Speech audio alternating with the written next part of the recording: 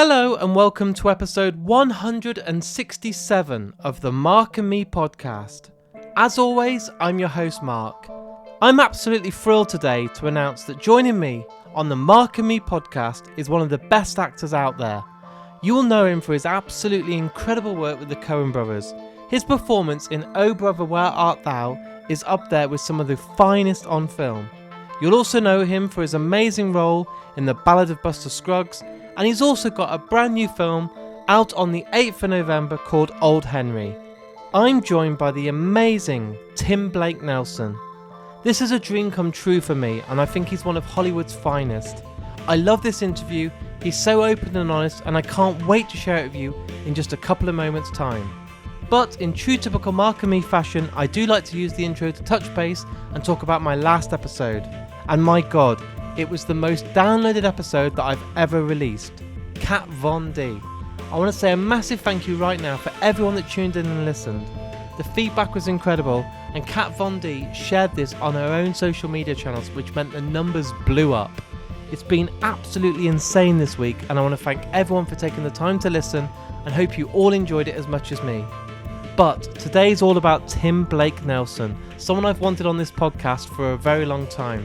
So I think the best thing to do right now is to get straight to it. So here's me and Tim talking all things film. How are you, Tim? I'm well, and yourself? I'm very well. Thank you for taking the time to come on the Mark and Me podcast. I really appreciate it. It's my pleasure, and I can see that you're wearing a shirt that says Sofia, Bulgaria. Oh, Sofia Coppola. Yes. Oh, nice. All right. Yeah, they do this brand in the UK where they're trying to get as many female directors and female people in the industry. So it's just slogans, but yeah, they're really successful, and they I like wearing them. A lot of people always comment on them. Well, we should be so lucky if Sofia Coppola listens to this podcast. That's the dream, and then hopefully she'll come on.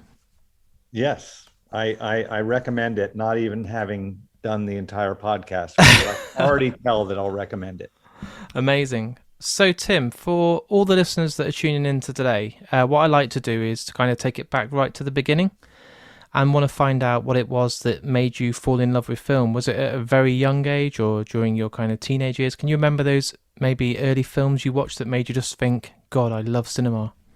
I suppose it was a combination. Films are stories told with pictures, and I became interested in photography at a very, very young age, and had a dark room and a rangefinder film camera with no light meter built in because I'm a codger at 57 years old now. So it forced me, thanks to a father who gave good advice, to learn the elements of shooting film. And I started out with black and white. And I carried a camera with me everywhere and took loads of pictures and developed them myself and printed them in a darkroom. At the same time, yes, I was watching Saturday and Sunday afternoon movies and going to the cinema whenever I could. And I loved, I guess, at first, the Sergio Leone Westerns. Oh, wow. Those were my first obsessions in cinema. So Good, the Bad, and the Ugly, Once Upon a Time in the West, For a Few Dollars More, Fistful of Dollars. Those movies would play several times a year on weekend afternoons. And I would just sit there amazed and already understanding, because they were called spaghetti westerns, that these movies were filmed in Italy, specifically, I believe, in Sicily. Yeah. With mostly Italian actors whose voices were then dubbed. And so, and that all lent to the abstraction of the experience, because already it wasn't real. It was something better than real, because you had these deep voiced voice actors dubbing for the Italians often the dubbing was off. The Italians weren't even acting in English, or and then there was the long lens photography, so everything was, these intense close-ups. It was just better than life. And also the amount of grain in the film stock, and because I was taking pictures, and this is when I was about 12, Yeah. having a perhaps precocious understanding of all that, just because I had a dark room, caused me to meld it together, and understand that nothing would be greater in life than to participate in this medium. And then, I started acting in high school, and that was it. I think a lot of people have similar backgrounds who are my age. I I've think been for astounded how many people like those, particularly guys, yeah. like those Sergio Leone westerns. I think for that age, considering you're just about to hit your teenage years at the age of 12, it shows you have patience, because those films are 3-4 hours long. So it's showing that you're not just this kid that wants to watch an hour and a half, sort of sci-fi or, just comedies. It's testing and showing that you must have a real good Well, patience. I did love Monty Python, Ah, lovely. and I loved Marx Brothers and W.C. Fields. Uh, but film as high art, as funny as it sounds, really to me resided in those Sergio Leone movies. No, I mean they stand the test of time, and to still watch them now is incredible. And my dad's favorite genre is westerns, and we'll still watch them now. And I just love them, and to just know that they shaped your kind of interest in film is incredible. And then you said you obviously went on to acting. What was the point when you thought to yourself, instead of just wanting to be an actor, it could become a reality that you knew you could actually hopefully make a career out of it? Was there a certain point where you knew there was a step to take? Well, I have a high school teacher, to thank for that. I used to do these skits and these uh, characters at morning meeting, in my high school. Everybody would gather in a common area for announcements, and people would come to me if they didn't want to make an announcement themselves, like if there was a pep rally or a bake sale, this sort of thing. And they would say, would you do a skit for me advertising whatever it was? Right. And so I'd get a couple of friends together, and we would play these characters, usually yokels, Southern characters. I grew up in the Southwest in Oklahoma. And this teacher was casting Midsummer Night's Dream, and she couldn't get enough actors to come out for it. And she was my English teacher also. And she and I got along very well. And she said, look, I really want you to come and audition for this. And I said, I don't know. I don't want to do a play. And she said, you do these skits every morning. You could really be of use to me. And so I auditioned, and I wasn't Lysander or Demetrius. She cast me as, or even Bottom. She cast me as Peter Quince. Wow. And I had a great time. Yeah. And just started doing plays in high school because of this teacher encouraging me. And then I got back into it in college, with my mother's encouragement. And by the time I was ready to graduate, I decided to go to drama school. And I was literally about to say, did you have the support from your mother or your family? Because, some parents will want their kids to go off and do an academic sort of degree or a qualification. When you turn around and say you want to be a musician or an actor, sometimes it could put a fear on parents, couldn't it? Because it's like, oh, are you going to make it or not? But you had the backing, did you, from the whole time that you said you wanted to be an actor? I really did. I'm not one of these actors, or people in general, who's going to complain that much about his upbringing. My parents got divorced. That was about as bad as it got for me. Yeah. Uh, I grew up in a home where books and learning were venerated, and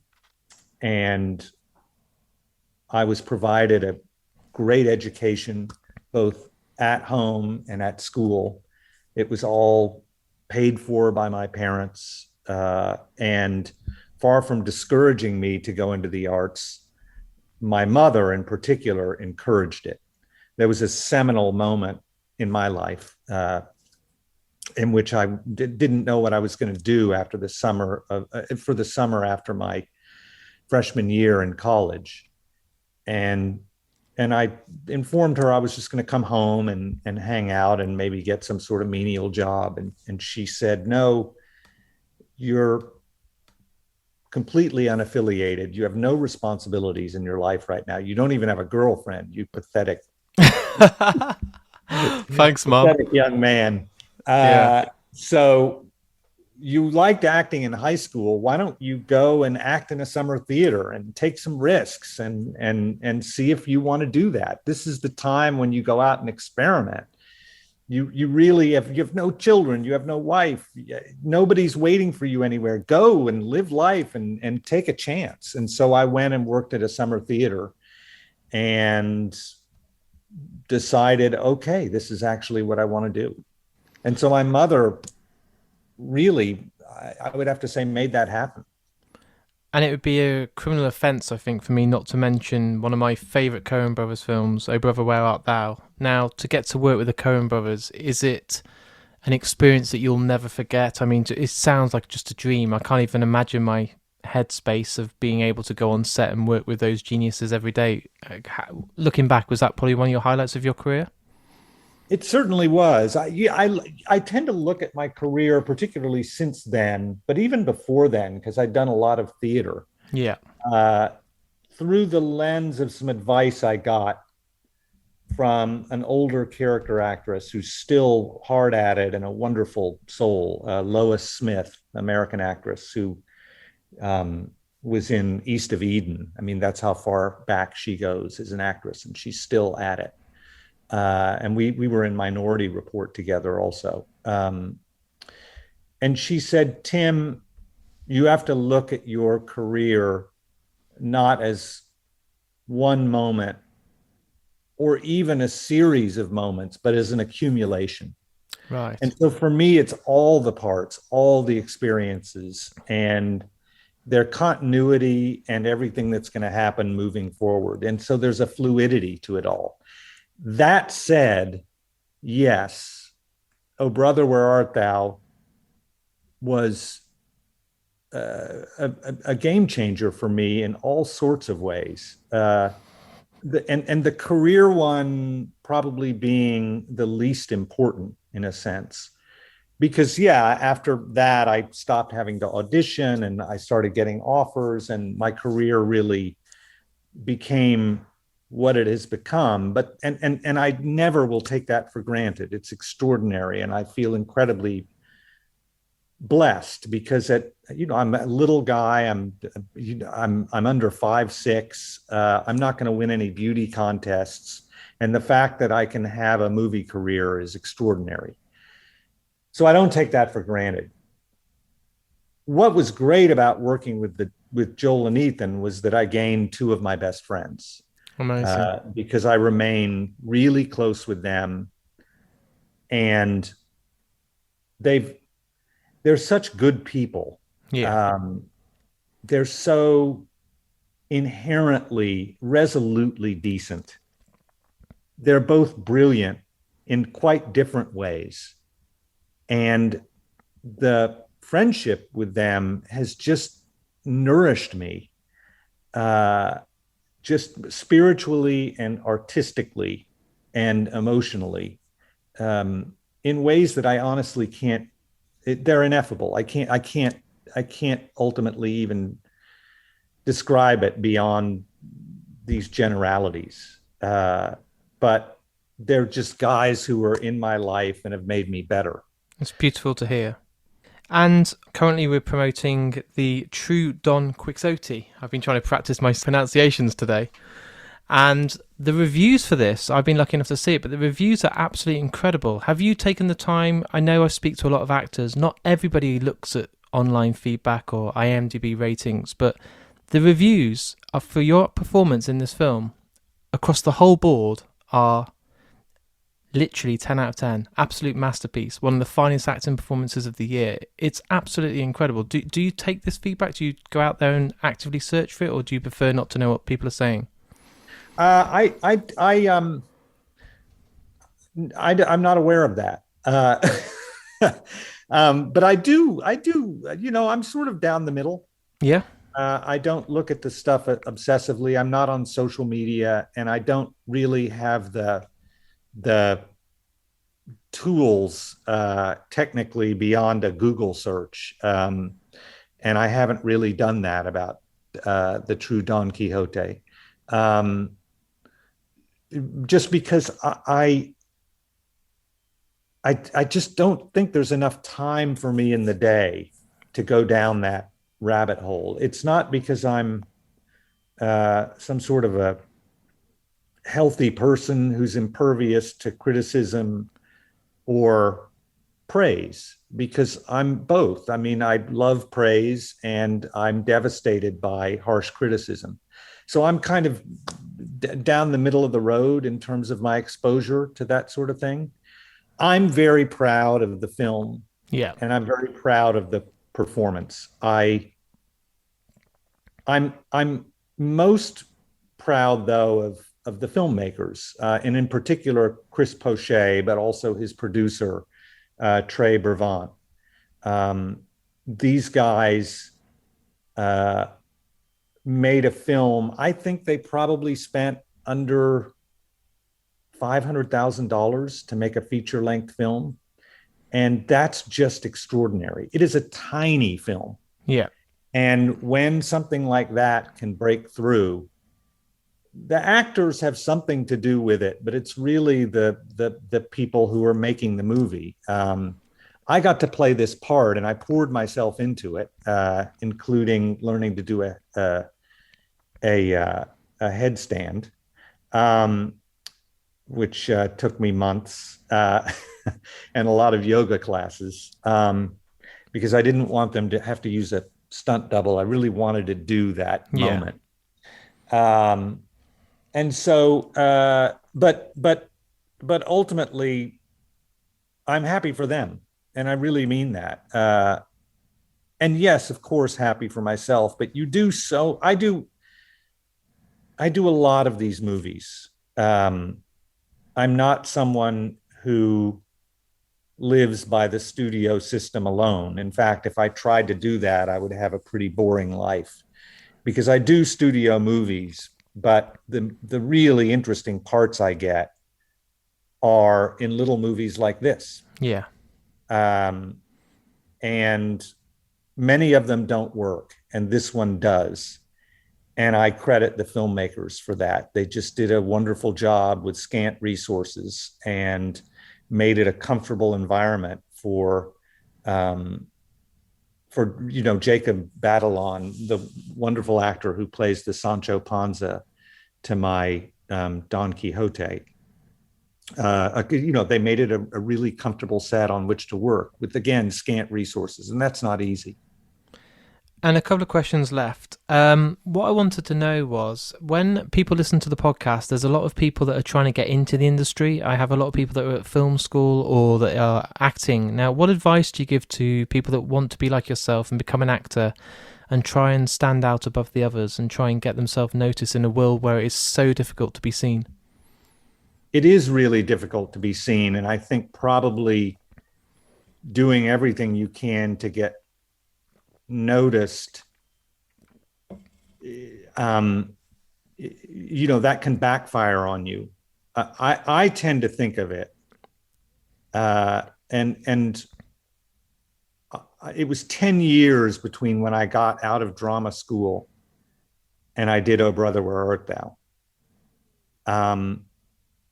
And it could have been 20. It could have been never. When I got a break that changed the reality for me, but I was never going to leave. And I think that the best piece of advice I could give, in addition to to staying true to who you are is that you refuse to go away. I love it. And my very final question for you today, Tim, is what we do on this podcast to make it quite original is, and I'm going to put you on the spot now, is we ask the actor or director or whoever's on to choose the outro music to the episode. So it can be a piece of music you love, a song, a band that you absolutely adore, but I am going to put you on the spot. This episode's all done, it's edited, it's about to go out into the big wide world, and the outro music, what would you like it to be that is a meaningful song to you? Well, it would have to be Tom Waits. Beautiful. And I love my wife and my family. My wife, Lisa Benavides Nelson, and my boys, Henry, Teddy, and Eli. And my wife and I have a song that's incredibly important to us, and it's Take It With Me When I Go by Tom Waits. So I love it when people know it straight away and don't need too long. Some people want to come back to me or they get it down to 3 or 4, but the fact that you had it there ready to go is perfect. Okay. Perfect. Thank you so much for coming on the podcast today and taking the time. I really appreciate it. And I really look forward to putting it out there and seeing what people's response will be to this film. Well, thank you for taking an interest in me and having me on your show. So there it is. There's my interview with me and Tim Blake Nelson. What an absolute legend. So down to earth, so open, so honest, and so humble. I love this interview and I hope you guys have enjoyed it too. Like I said, we talked about loads of films, but if you're really into his performances, I urge you all to check out his brand new film, Old Henry, which is out here in the UK on November the 8th.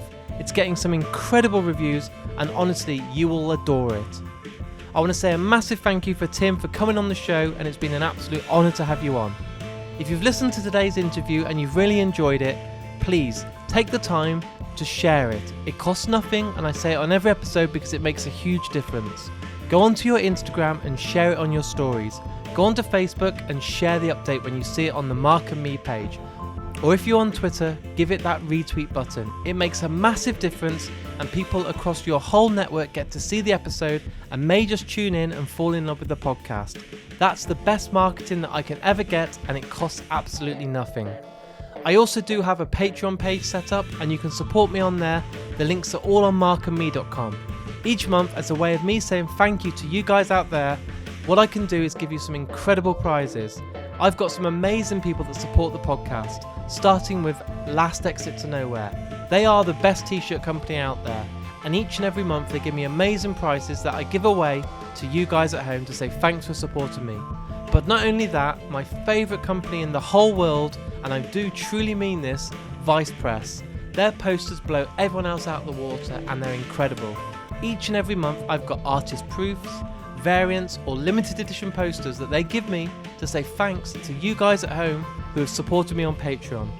Literally, for £1 a month, you're getting about 8 or 9 episodes every single month. Not only that, you get exclusives on there, you get t-shirts, you can have posters, and all the prizes that I can get my hands on. You have no idea how much it helps. All the money that comes through on Patreon goes right back into the podcast. It allows me to travel the country, buy equipment, host a podcast, and do as much as I can to get Mark and me out there, which means you guys at home get more and more interviews and more episodes. I want to say a massive thank you to everyone that's supporting me. I'm not slowing down anytime soon, and I'll have a brand new episode coming very soon. Thanks again for listening, look after yourself, and I'll speak to you all soon.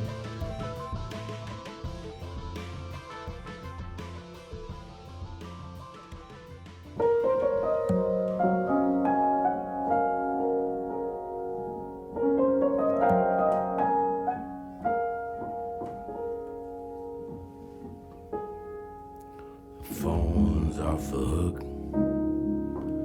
No one knows where we are. It's a long time since I drank champagne. The ocean's blue as your eyes. I'm gonna take it with me when I go. Oh, long since gone.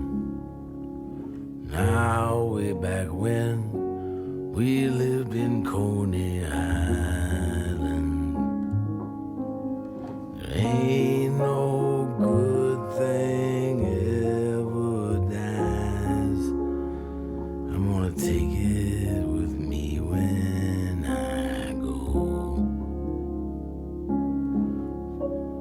far, far away. Train whistle blows. Wherever you're going, wherever you've been, waving goodbye at the end of the day. You're up and you're over and you're far away.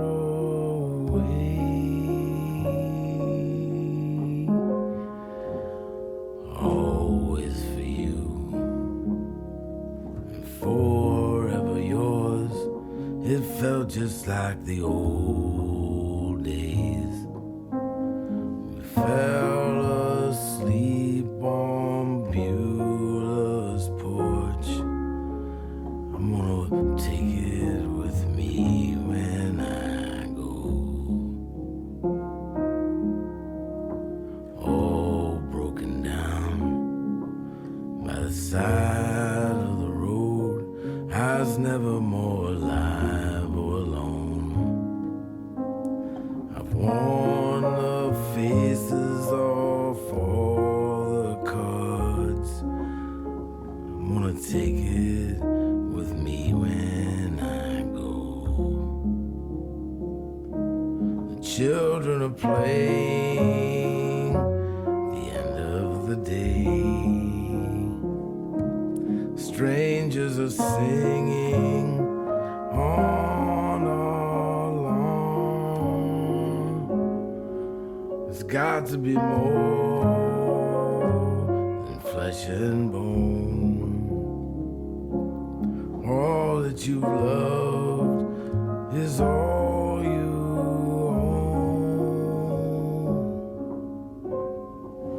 In a land there's a town, and in that town there's a house, and in that house there's a woman, and in that woman there's a heart I love. I'm gonna take it with me